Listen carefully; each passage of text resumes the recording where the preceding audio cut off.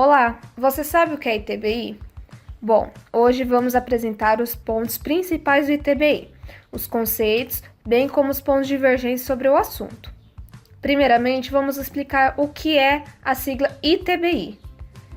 ITBI é Imposto de Transmissão sobre Bens Imóveis. Para começar, vamos falar um breve histórico do ITBI, que por sinal houve várias modificações. Este imposto era denominado de CISA e surgiu com a Alvará 3 e teve sua primeira previsão na Constituição de 1891. Mas, com a Constituição Federal de 1934, dividiu o imposto inter vivos e o imposto causa-mortes, porém de competência dos estados. No entanto, com a Emenda Constitucional de 18 de 1965, uniu novamente os impostos. Porém, depois de várias modificações, a Constituição Federal de 1988 separou os impostos novamente e dividiu a competência. O ITBI é de competência dos municípios e o ITCMD é de competência dos estados. Depois desse breve histórico, prevê constitucionalmente o artigo 156, inciso 2º, que cabe aos municípios a competência para instituir o imposto de transmissão de bem imóvel inter vivos, a qualquer título, por ato oneroso, por natureza, acessão física e direito real, exceto os de garantia. Também prevê a lei complementar, no Código Tributário Nacional, disposto nos artigos 35 ao 42, que trata sobre o ITBI e o ITCMD simultaneamente, então deve-se atentar aos artigos. Vale observar a diferença entre ambos os impostos. O ITBI é a transmissão de bens imóveis entre vivos por ato oneroso, como compra e venda ou direito real, e é de competência dos municípios legislar sobre, mas devendo observar os preceitos constitucionais e a lei complementar. O ITCMD é a transmissão de bens imóveis causa-mortes, por ato gratuito, como doação ou por herança. É de competência dos estados e Distrito Federal legislar sobre. Agora que sabemos um pouco sobre a história e a previsão constitucional do imposto, vamos falar sobre a regra matriz. Primeiramente, para relembrarmos, a regra matriz é a estrutura das normas tributárias em que prevê o antecedente e o consequente normativo, sujeito ativo e passivo, em que o Código Tributário Nacional estabelece uma hipótese fática e sua possível consequência, sendo que, realizada no mundo real, essa hipótese, o sujeito passivo, ou melhor dizendo, o contribuinte, estará submetido a uma consequência normativa. Assim, nascerá a obrigação tributária, estabelecendo uma exigibilidade. Dessa forma, deve analisar no ITBI a hipótese que estão o critério material, espacial e temporal, e o consequente que estão o critério pessoal e o critério quantitativo. Começando pelo critério material, que a Constituição estabelece o fato gerador do ITBI, que é a transmissão de bens imóveis inter vivos, por meio de ato oneroso, por natureza ou acessão física, de direito real sobre imóveis, exceto os de garantia e cessão de direitos à aquisição de bens imóveis. Mas devemos analisar o texto constitucional. Primeiramente, o ITBI incide sobre a transmissão, que é alterar a titularidade do bem imóvel, ou seja, a propriedade. E essa transferência deve ser feita a título oneroso, pois a título gratuito é fato gerador do ITCMD. Há uma relação de transferência e de aquisição do bem. Para nós, interessa aqui a aquisição derivada, pois há uma transferência onerosa do bem e gera o ITBI. A aquisição originária não é onerosa e não existe o vínculo entre o adquirente e o transmitente. Dessa forma, não há uma transferência e por isso não gera o ITBI. É o caso da usucapião, em que transforma o possuidor em proprietário e ocorre a transmissão da propriedade, mas não de forma onerosa. Estabelece o Código Civil, em seus artigos 1225 e 1245, em que o direito real de imóvel e a propriedade somente é transmitida com o registro do título translativo no cartório de registro de bens imóveis. Tal registro é de suma importância, tanto para fins de direito civil, porque com esse registro dará publicidade ao ato de transferência e surte efeitos erga omnes, como para fins tributários, porque só ocorre a obrigação tributária com o registro. Segundo, por natureza ou seção física. Bem imóvel, por natureza, são o solo, superfície, adjacências naturais e acessórios, que são os frutos pendentes, o espaço aéreo e o subsolo, como dispõe o artigo 75 do Código Civil. Já por acessão física, compõe as obras feitas pelo homem, como construções, edifícios e plantações, de modo que não pode ser retirado do solo, sendo destruição parcial ou total. Terceiro, deve ser feito por ato inter vivos, como a compra e venda. Ato causa-morte não caracteriza esse imposto. Quarto, incidência do ITBI sobre os direitos reais, exceto de garantia, como a hipoteca, anticrese e penhor, não incide o TBI. A dação e pagamento incidirá o ITBI. É o acordo entre o credor e devedor, em que o credor aceita a prestação diversa da qual foi objeto da relação jurídica, e será regulamentada pelas normas do contrato de compra e venda. Bom, agora o critério temporal. Como já dito, o momento oportuno para o recolhimento do tributo é na transferência efetiva da propriedade com registro do título no cartório de registro de bens imóveis. Porém, há uma discussão sobre o momento do pagamento. Uns dizem que deve ser recolhido o tributo após o registro do título translativo no cartório de registro de bens imóveis, pois caracteriza a efetiva transferência da propriedade. Tal entendimento prevalece nas doutrinas e jurisprudência. Outros dizem que o recolhimento deve ser feito no momento da lavratura da escritura pública, pois já reproduziu efeitos econômicos, e assim pode ser feita a cobrança antecipada do tributo antes do efetivo registro, porque evitaria fraudes e daria mais segurança no ato. É o que ocorre com a maioria dos municípios. Como, por exemplo, é o que ocorre com o município de Americana, em que este exige que o TBI seja pago antes de ser registrado à escritura pública. Mas qual é o momento oportuno para o recolhimento do ITBI? Não é tão simples quanto pensamos, pois há várias leis municipais que exigem que seja pago antes do registro, sob penalidades caso não ocorra. E também há o Decreto número 93.240 de 1986, em que seu artigo 1º, inciso 2, diz que, para a lavratura de atos naturais relativos a imóveis, serão apresentados os seguintes documentos e certidões. Inciso 2º. O comprovante do pagamento do imposto sobre a transmissão de bens imóveis e de direito a eles relativos, quando incidente sobre o ato, ressalvadas as hipóteses em que a lei autoriza a efetivação do pagamento após a sua lavratura. Em suma, os municípios deveriam respeitar os preceitos constitucionais e jurisprudenciais. Porém, ainda há divergências quanto à constitucionalidade ou não de exigir antes o ITBI, porque a aplicação é rotineira. Diante de todo o exposto, cada interessado irá argumentar conforme for vantagem para ele. Como exemplo, o contribuinte, que irá arguir a inconstitucionalidade de exigir o ITBI antes, porque é claro que este não quer pagar antes, pois nem proprietário ele é sem o registro.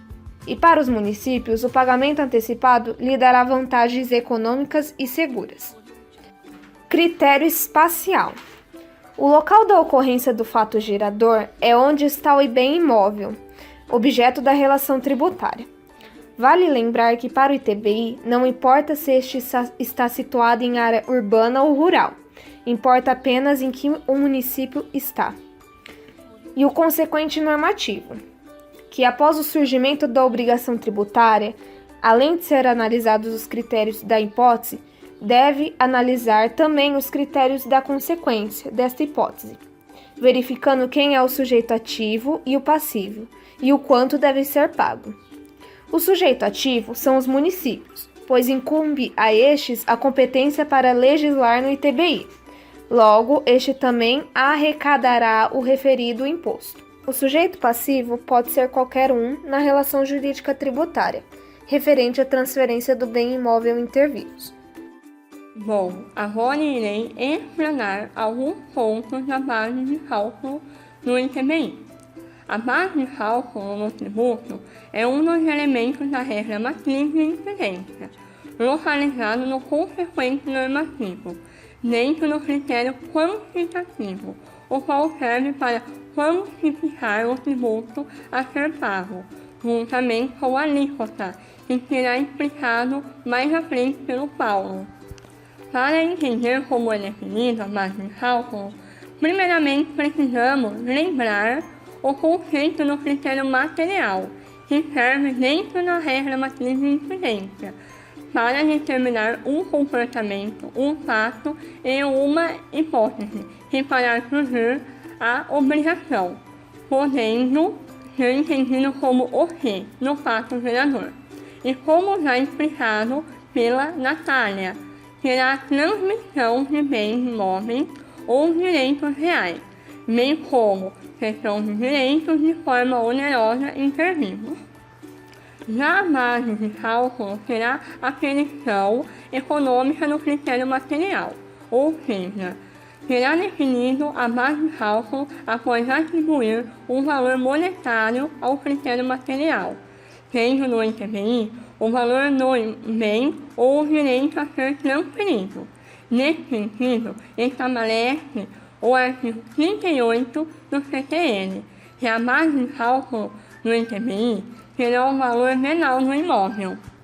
A maioria dos municípios adotam então o valor venal do imóvel ou ainda o valor da transação de transferência do imóvel, como sendo a base de cálculo do ITBI, sendo o valor venal nada mais do que uma estimativa de valor que o poder público atribui a um imóvel para dentro de outros fins de cobrança de outros tributos. Normalmente utilizando a seguinte fórmula para calcular o valor venal. V é igual ao valor venal do imóvel. A igual à área de edificação. VR significa o valor unitário padrão residencial, de acordo com a planta de valores do município, definido em lei pelo município. A título de exemplo, a Americana definiu a seguinte tabela para calcular os valores venais de terreno. I é igual ao fator de idade, é aplicado em razão da idade do imóvel. P, o fator de posição, varia conforme a localização do imóvel. Fator CR, tipologia residencial, leva em conta todas as características do imóvel como bem as reformas. Já em relação ao valor de transferência do imóvel, esse deverá sempre ser superior ao valor venal, salvo exceções devidamente comprovadas, como situações específicas no mercado financeiro, sobre penas de caracterização de fraude. Essas duas formas são adotadas pela maioria dos municípios e não há complicações maiores. Entretanto, o município de São Paulo entrou na contramão e passou a definir uma nova forma de aferir a base de cálculo, através do chamado valor venal de referência, como estabelece o decreto número 51.627 de 2010 e a lei número 11.154 de 91. O valor venal de referência nada mais é do que uma expectativa de valor que o poder público atribui ao imóvel, com base nas condições de mercado. E ao contrário, o valor venal não possui critérios objetivos para ser calculado. Então, entendemos que essa forma de estabelecer a base de cálculo é inconstitucional, pelo fato de, na maioria das vezes, atribui um valor maior ao imóvel e, o pior de tudo, não possui prazo e nem data para ocorrer, violando assim o princípio da equitariedade tributária, a qual só permite a valoração do tributo se feita por meio de lei.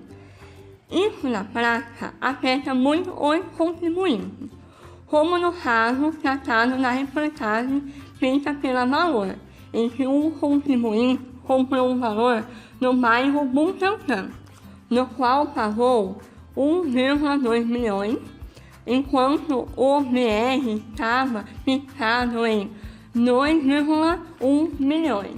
E essa diferença fez quase dobrar o que deveria ser recolhido como imposto. O Tribunal de Justiça de São Paulo também tem pacificado a matéria no sentido de ser inconstitucional, devendo a base de cálculo ser o valor venal ou o valor pago na transação. Agora, irei comentar um pouco sobre a transferência entre pessoas físicas e jurídicas. A Constituição Federal diz expressamente que não há incidência quando o bem imóvel é objeto para incorporação ao capital da pessoa jurídica, conforme o artigo 156, parágrafo 2º, inciso 1º. Não incide sobre a transmissão de bens ou direitos incorporados ao patrimônio de pessoa jurídica em realização de capital, nem sobre a transmissão de bens ou direitos decorrentes de fusão, incorporação, cisão ou extinção de pessoa jurídica, salvo se nesse caso a atividade preponderante no adquirente, por compra e venda desses bens ou direitos, locação de bens imóveis ou arrendamento mercantil. Desse modo, o Código Tributário Nacional se manifesta no mesmo sentido conforme os artigos 36 e 37. O objetivo da legislação é a segurança jurídica, almejando a proteção à pessoa jurídica e não sofrer nenhum tipo de abuso dos municípios. Vale ressaltar que há exceções. Quando a pessoa jurídica é considerada atividade preponderante, compra e venda, locações ou arrendamento mercantil. Podemos verificar no artigo 37, parágrafos 1º e 2º, especificando as hipóteses de tais atividades preponderantes. A primeira hipótese está instituída no parágrafo 1º do artigo 37, quando a pessoa jurídica obtém mais 50% da receita operacional e o bem imóvel por decorrente de alguma transação nos anos anteriores ou posteriores à aquisição, está configurada a tal atividade preponderante e podendo ensejar a cobrança do ITBI. A segunda hipótese está estabelecida no parágrafo 2º. A pessoa jurídica adquirente do bem imóvel por recém-constituída ou inferior a 2 anos será considerada uma atividade preponderante. Portanto, o município pode exigir o tributo. A municipalidade nega a não incidência por meio da justificativa, como a empresa é muito nova no mercado, não há certeza que terá receitas futuras. No caso de transferência sobre os bens imóveis entre pessoas físicas, não rege a regra acima discutida não incidência dos bens imóveis transmitidos, pelo fato de se tratar de transferência realizada inter vivos, por ato oneroso, portanto cabendo recolhimento no ITBI. Bom, eu vou falar um pouco sobre a alíquota do ITBI.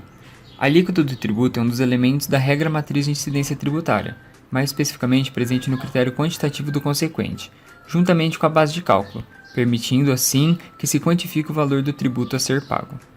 A alíquota sempre será uma porcentagem estabelecida em lei, enquanto que a base de cálculo será a mensuração econômica do critério material, aqui no caso o valor do bem transferido.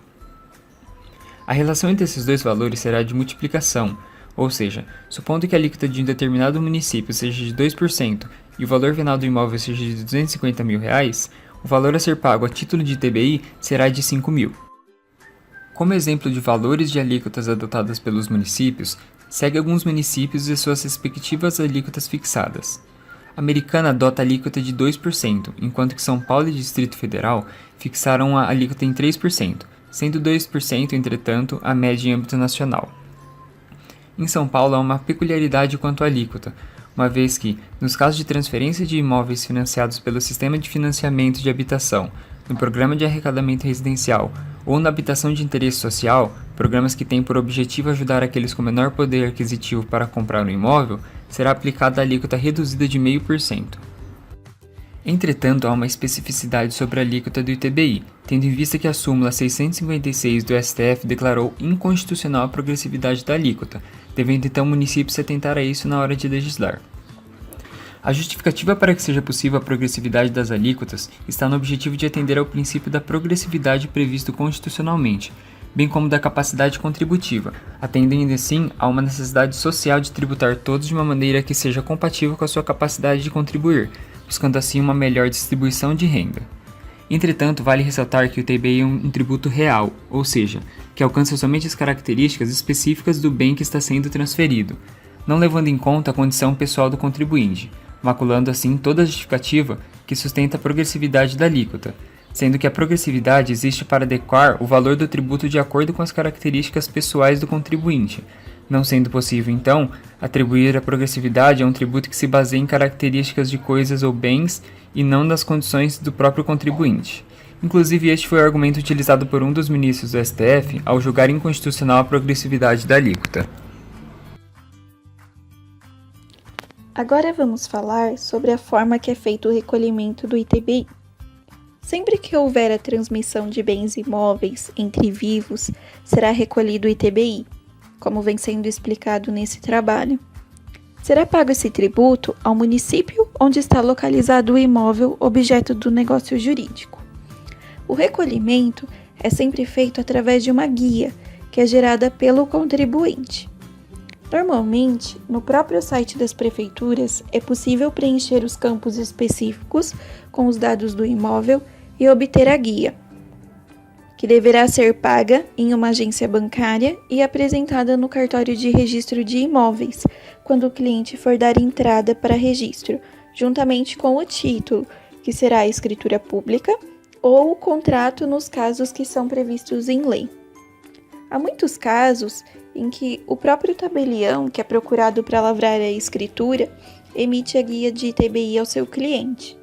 Isso é feito como uma espécie de cortesia, mas que traz muita facilidade ao contribuinte, que não precisa se preocupar com a emissão da guia, apenas com o seu pagamento.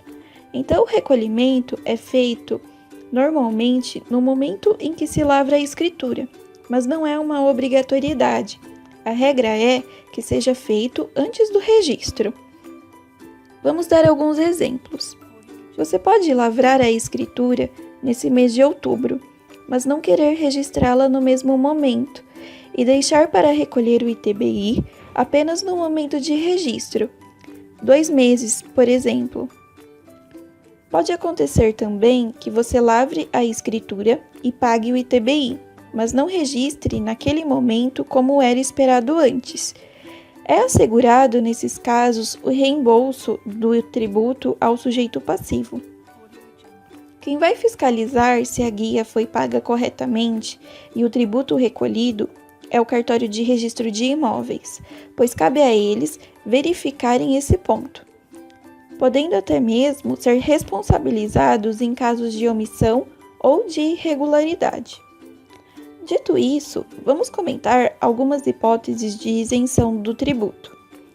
Isenção é quando há a incidência do tributo, há o fato gerador sendo praticado, porém, em virtude de alguma situação, o contribuinte será dispensado do pagamento. E por se tratar de imposto municipal, cada município pode instituir suas possibilidades de isenção. Algumas isenções são semelhantes entre os municípios, outras são específicas com a necessidade de cada lugar. Pode ser levado em conta critérios pessoais, espaciais ou um determinado fato. Porém, a isenção não pode ser dada sem prévia previsão. Sempre deve haver lei anterior que a prevê. Como usamos a cidade de Americana para exemplificar os assuntos tratados no trabalho, vamos citar algumas possibilidades de isenção que o município prevê. Assim, conseguiremos entender melhor como isso se dá. Vejamos. Elencamos como primeiro ponto a transmissão dos bens ao cônjuge. A Prefeitura de Americana prevê que a transmissão de bens ao cônjuge em virtude da comunicação decorrente do regime de casamento ou nas separações judiciais são isentas do pagamento do tributo.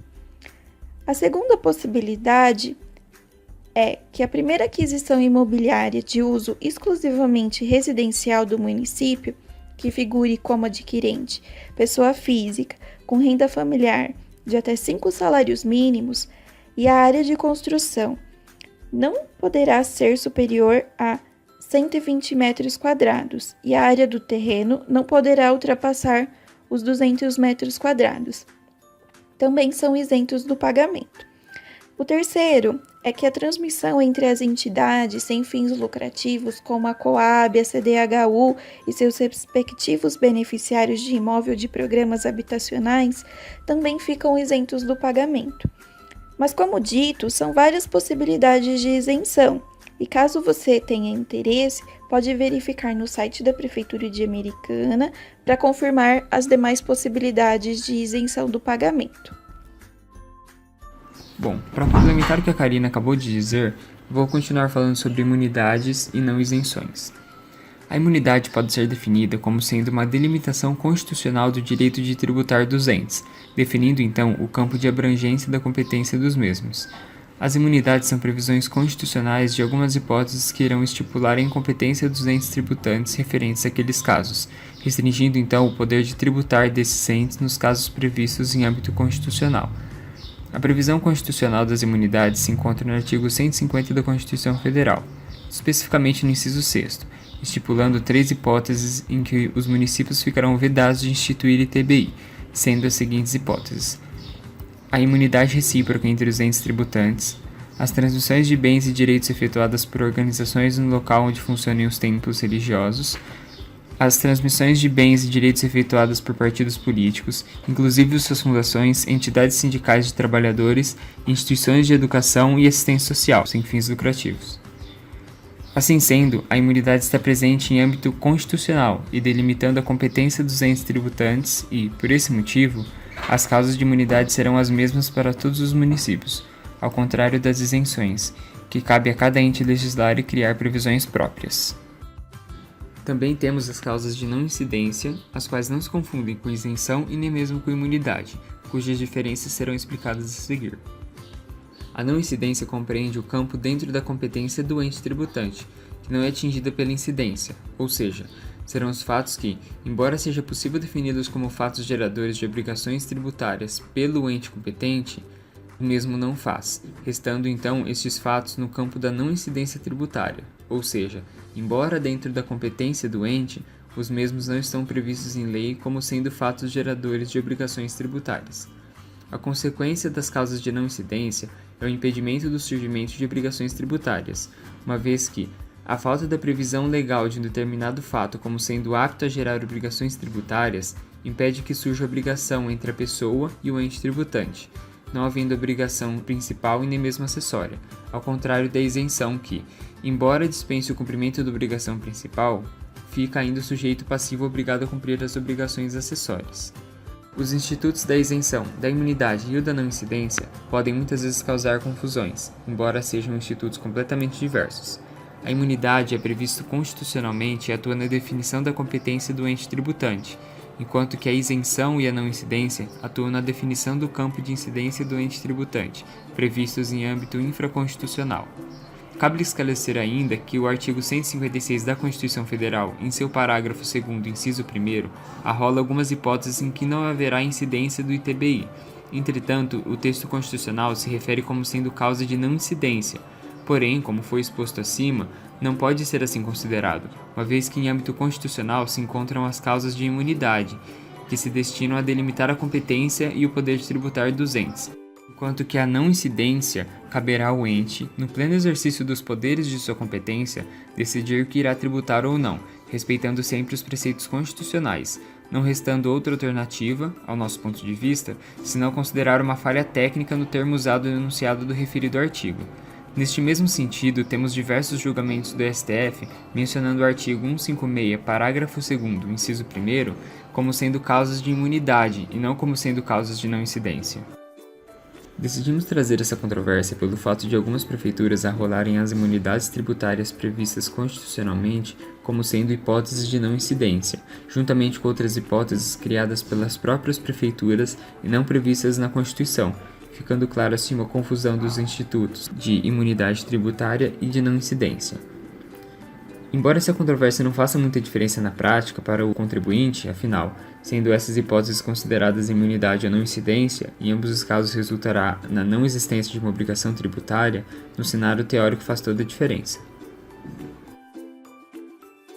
Obrigações acessórias são deveres instrumentais que o sujeito ativo exige do sujeito passivo com o objetivo de assegurar o seu interesse na arrecadação dos tributos, bem como para facilitar a fiscalização destes. Desse modo, são condutas obrigatórias impostas por lei.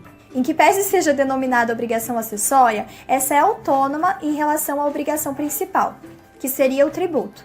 Assim, essa não depende da existência da obrigação principal, podendo exigir mesmo nos casos nos quais o recolhimento do tributo não é devido, como por exemplo nos casos de isenção, se assim a legislação competente prever.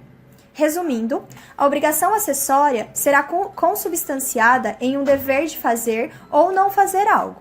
Já a obrigação principal é uma obrigação que se configura no recolhimento de determinado valor. O não cumprimento de uma obrigação acessória poderá acarretar em sanção aplicada pelo sujeito passivo. Assim, passará a ser cobrada como se tributo fosse, ou seja, sujeitando-se à inscrição em dívida ativa e à cobrança por meio de execução fiscal. Como exemplos de obrigações acessórias, temos a definida pela Lei Municipal 4.930 de 2009, do município de Americana, que em seu artigo 151 prevê que todos aqueles que adquirirem bens ou direitos, cuja transmissão constitua ou possa constituir fato gerador do imposto, são obrigados a apresentar seu título ao cadastro técnico do município no prazo de 90 dias, a contar da data que for lavrado o documento de transmissão. Já o município de São Paulo prevê por meio da Portaria 81 de 2005 que são obrigatórios o preenchimento da DTI, Declaração de Transmissão Imobiliária, e o recolhimento do imposto na rede bancária autorizada. Anteriormente, a lavratura dos atos ou contratos sobre os quais incide e que as informações necessárias para o preenchimento da DTI deverão ser fornecidas pelo contribuinte por meio da internet, no portal da Prefeitura da cidade. Sabemos que em matéria de direito não basta que a gente faça a leitura dos artigos, é preciso saber como o judiciário tem sanado algumas divergências que possam surgir em razão dessa leitura. Assim sendo, vejamos como o judiciário tem se posicionado em relação a algumas controvérsias que envolvem o ITBI. Quanto à utilização da base de cálculo do IPTU para fins de ITBI, tendo em vista que o Código Tributário Nacional atribuiu ao IPTU e ao ITBI a mesma base de cálculo, ou seja, o valor venal do imóvel, surgem discussões no sentido de que o valor atribuído a tal base de cálculo deveria ser igual para os dois impostos. Porém, o STJ tem entendido que, tendo em vista que até mesmo a forma de lançamento dos impostos são diferentes, não há conexão entre os valores das suas bases de cálculo, podendo tais valores serem sim diferentes. Outro ponto controvertido é a incidência do imposto sobre o contrato de promessa de compra e venda, visto que algumas legislações municipais buscam antecipar o pagamento do referido imposto, atribuindo o recolhimento antecipado à data da celebração do contrato. Tanto o STF quanto o STJ entendem ser impossível a cobrança nesse momento, e para isso sanam outra controvérsia, ou seja, esclarecem que o momento da ocorrência do fato gerador se dá com a transmissão da propriedade, e essa transmissão da propriedade só se dá com o registro imobiliário. No que diz respeito à progressividade do ITBI, que é outro tema que gera bastante dúvidas, há uma grande discussão no que diz respeito à constitucionalidade da cobrança de alíquotas progressivas em relação a impostos de caráter real, como é o caso do ITBI e também do ITCMD. Visando pacificar o assunto, o STF editou uma súmula. É a súmula 656, publicada em 2003. E nessa súmula declarou-se a inconstitucionalidade da cobrança de alíquota progressiva no caso específico do ITBI. Porém, em 2013, o STF, em julgamento de 10 recursos extraordinários referentes ao ITCMD, todos de autoria do Estado do Rio Grande do Sul, mudou o entendimento em relação à matéria, passando a entender que não há inconstitucionalidade na progressividade de alíquotas para impostos de caráter real, que é o caso do ITCMD e do ITBI. Ou seja, tal mudança de entendimento repercute na aplicabilidade da súmula, que, embora vigente, vai de encontro ao novo posicionamento. Quanto à integralização de imóvel no capital de empresa, a gente já viu que a integralização de patrimônio ao capital social de empresa constitui hipótese de imunidade do ITBI. Porém, há incidência do ITBI quando a atividade preponderante da empresa for a compra e venda desses bens ou direitos, locação de bens imóveis ou arrendamento mercantil. Conforme jurisprudência do STJ, para determinar se há ou não a incidência do ITBI nos casos de pessoa jurídica, verifica-se o contrato social da empresa, onde pode constar ou não as atividades imobiliárias, mas também se analisa se as receitas da pessoa jurídica geram mais de 50%.